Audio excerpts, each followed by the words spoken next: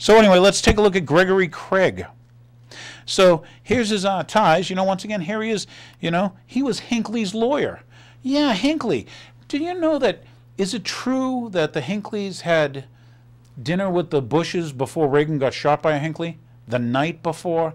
Gee, isn't it like a small world thing with all this stuff? Very small world. But anyway, Craig served as Obama's White House counsel, and after resigning has taken a position as Goldman Sachs chief lawyer.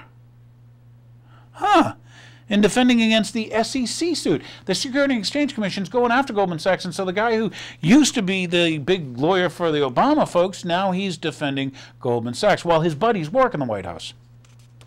A former Goldie, Robert Hormats, sits on the top of SEC's enforcement group too.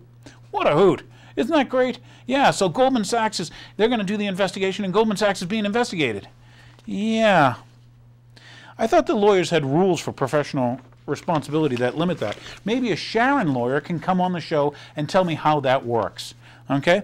But anyway, some more stuff. Let's look at Thomas Donilon. Yeah. There's his picture. Now let's take a look at how he's connected. He's a Bilderberger. Oh, that was the thing they said didn't existed for years. And the media said, oh, you got to be a kook if you say that the world's global elite meet once a year. And it was started by Prince Bernhard of the Netherlands, the stinking Nazi, and the Rockefeller folks, right, and the Rothschilds, and they all get together. And they got together first at the Bilderberg Hotel. But anyway, once again, he's a Bilderberger. Hey, he was a Fannie Mae lobbyist. I thought this guy wasn't going to hire lobbyists. But Barry Soetoro, he loves lobbyists. Don't ever doubt it. Okay. Thomas Donilon, okay, is Deputy National Security Advisor to who? To Barack Hussien, Barry Soetoro Obama. Why does he have all these names? Where is his birth certificate? Why won't he show you? Why were the last two candidates for president that the media, by the way, who runs your media? Why were they both born out of the country? Even McCain was born down by Panama, supposedly at a military base that didn't exist until 6 years after his birth. And meanwhile, you're wondering why the previous two candidates, when you had what? You had Bush and Kerry or whatever, wonder why both of those guys were skull and bones. I like Gerald Salente's quote where he says, let's see, Harvard, Yale, Princeton, bullets, bombs, and guns? Banks, bombs, and guns? Something like that, Isn't that how it works? Okay, here we go. Here's Bill Dudley. Let's take a look at his ties. Plus, I want you to know the faces of these people. It's important so that you know, just like we should make some playing cards so you know who the crooks, who the bums are. Okay, when you get a bum administration. And by the way, my thing, when November comes, throw the bums out. Here we go. Joined Goldman in 1986. Yep, Bill Dudley. Okay, partner and managing director until 2007. While he happens to now be with the Federal Reserve Bank of New York president. That's who he is. The president of the Federal Reserve Bank of New York. Wasn't that Geithner's last job? Yeah, so the bankers in your administration in a big way, but who's not going to have lobbyists and who's not going to owe anything to any, Who was Obama's one? Who was like the number 2 contributor? Let's take a look at the campaign contributions to the Obama campaign. And by the way, the banks also gave money to to the other guy, Mr. Chipmunk Face, that Republican who was born down in Panama at the time. But that's interesting that McCain and Obama got 4 times the money from Goldman Sachs. Yeah, am I making any sense during this show? So let's meet some more people. Douglas Emmeldorf. Okay, let's take a look at his ties. He's with the Brookings Institute, kind of interesting. Emmeldorf became Obama's Director of Congressional Budget Office. Yeah, Previously was the director of the Hamilton Project. My, those ties are interesting, aren't they? Note, too, that the first 3 directors of the Hamilton Project serve in the Obama administration. It's a very small world. Now, once again, who started the Hamilton Project? Wasn't that Robert Rubin? Yeah, wasn't he the head of Goldman Sachs? Wasn't he also with Citicorp? You remember Citigroup? Yeah, and you wonder why the bankers got bailed out while they're telling you everything's costing more? While they're taking over they're taking away your rights, they're stealing from your grandchildren, but those bankers have bonuses that exceed their profits. And instead of being a bank, remember they were a bank, commercial bank, and an investment bank, and there was a Chinese wall. You had a Chinese wall! But yeah, they got rid of they got rid of Glass-Steagall, didn't they? And so Goldman could do what? Now they've got their trading computer in the same building, in the same room as the trading computer for the markets. What does high-frequency trading mean? There's a question for you people who want to check facts. What does high-frequency trading? Who does high-frequency trading? Who went 90 days without a single loss? Could it be Goldman Sachs? Excuse me. So, how about let's pick Rahm Emanuel. There's his picture. Remember Rahm? Okay. So, he worked for a foreign government army.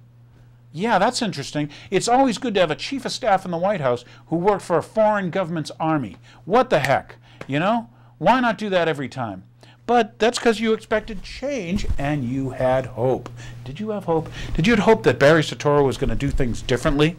So, I may sound it, but he's the chief of staff, the very first person Obama selected to be in his administration. Rahm has a lengthy and fruitful ties with Goldman. Yes, and vice versa. Rahm took $75,000 from Goldman Sachs as a congressman. Oh, thank you very much. Okay, and was on a $3,000 a month retainer from Goldman. Thank you very much.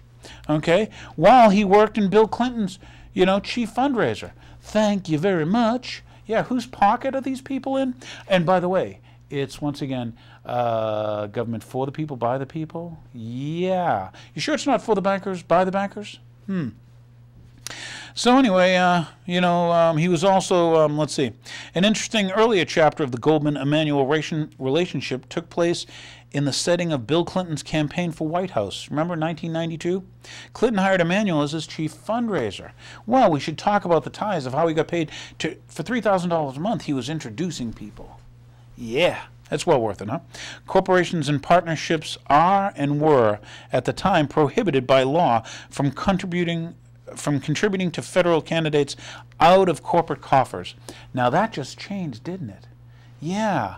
Who changed the bankruptcy laws? Yeah. Who changed the, once again, the FCC laws to where now I can own 1,200 TV stations or radio stations and stuff? All these changes. And now what are they doing? They're trying to limit free speech. These are the people that are in this administration of Barry Soetoro, who you know as a.k.a. Barack Hussien Obama. Gets better, because we could even play his wife telling you, yeah, when he was in his home country of Kenya, but that's a whole other story. All right, Emanuel's lead role in shepherding $700 billion bailout. That's right, you remember it was supposed to be $700 billion as a bailout. Got to do it on the weekend, right? Okay, first proposed by former Goldman CEO, Bush Treasury Secretary, Henry Paulson. Let us not forget these things. Yes, as they stole from your grandchildren. Remember they did it on the weekend, and when Monday came, Paulson said, I'm not going to tell you where the money's going. Remember that? Well, it turned out a lot of it went to AIG, didn't it? So then Goldman could what? Get billions, tens of billions of dollars. Thank you very much, AIG. The most obvious answer is mentioned in this column, okay? Though, I don't want you to be skeptical about this. Threats of martial law. Yeah, I don't know if you remember, but Paulson told Congress that there'd be martial law if they didn't approve the banker bailout. The American people called their congressmen and senators and said, I'm against the bailout, at a rate of more than 1,000 to 1, and still they stole from your grandchildren. But don't believe me. Maybe you want to do your own due diligence. Find out for yourself. Think for yourself. Follow the money. Yeah. Okay. Back in the Clinton days, Goldman benefited from NAFTA and from the bailout of the Mexican currency. I remember bailing Mexico out because your grandchildren need to owe that money, too, to a private banking cartel, yeah, known as the Federal Reserve, who created all these bubbles. And who benefited from them? Yeah, it gets better. Emanuel was pushing NAFTA through Congress, and Rubin hammering out the peso bailout. I just want you to remember, because it's important that you check these facts, that you do your own diligence. And by the way, think for yourself. But let's keep going on the people. Let's talk about Diana Farrell, okay? Where did your jobs go? That's a good question when you say Diana Farrell. Diana Farrell is the Deputy Director of the National Economic Council since January of 2009, and the administration of President Bio, okay? She formerly worked 2 years with Goldman Sachs? Could it be? It gets better in New York, according to, whorunsgov.com. In 2003, Farrell was the author of a paper, Perspective on Outsourcing, in which she argued that sending American jobs overseas, where's everything made now? Okay, might be as beneficial to the U.S. as to the destination country, and probably more so. Do you remember how they sold you NAFTA? Do you remember any of this? Once again, who controls your media?